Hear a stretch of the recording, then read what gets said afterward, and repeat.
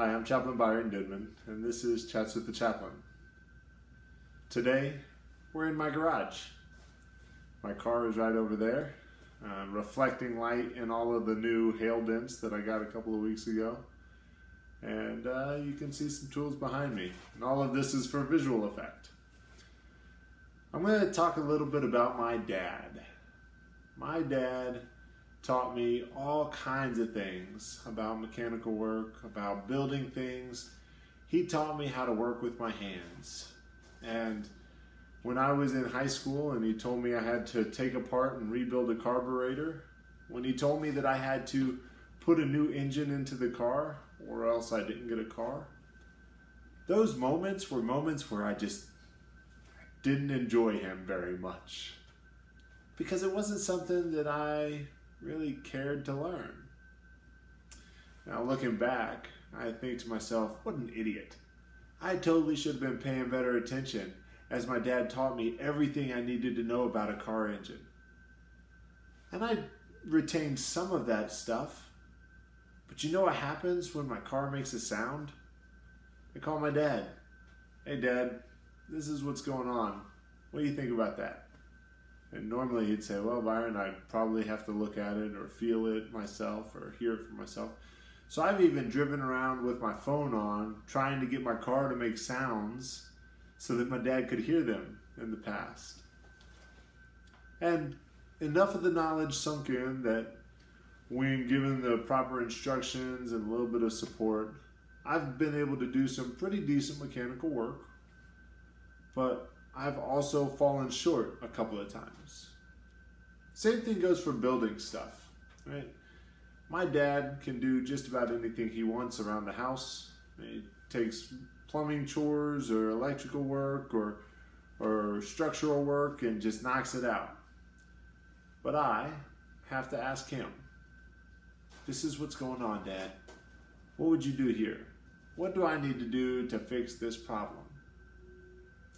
And fortunately for me, because he is, at least in my world, the subject matter expert for all things handyman, he usually gives me great advice. Now, I would love to be more handy in that way, and over time I'm learning some of those skills, I'm developing that. But he is still my subject matter expert when it comes to those things. And I'm grateful to have him, because even though I've got a couple of degrees under my belt and I've learned a lot, and I consider myself a pretty smart guy, there are some things that I'm just not qualified to handle. And that's okay. I guess it has to be okay, or else I wouldn't be able to function. So what I want for each one of you is to identify the subject matter experts in your lives in different areas. Who do you call when you need to cook a meal for someone? Is it your mom? Is it your aunt, your grandma? Is it your dad? Who do you call if your car goes sideways? Maybe you're that guy that somebody else needs to call. Either way, we all hit the limits of our knowledge in different areas with different situations. And when those situations arise, we have to be able to reach out to that person who's our subject matter expert. It's also possible that you don't know someone like that personally. Your subject matter expert can be someone at the mechanic shop. I'm not asking any of my friends about tattoos because none of them are tattoo artists. They've all received, just like I have received, but they've never given one. So you have to choose who your experts are.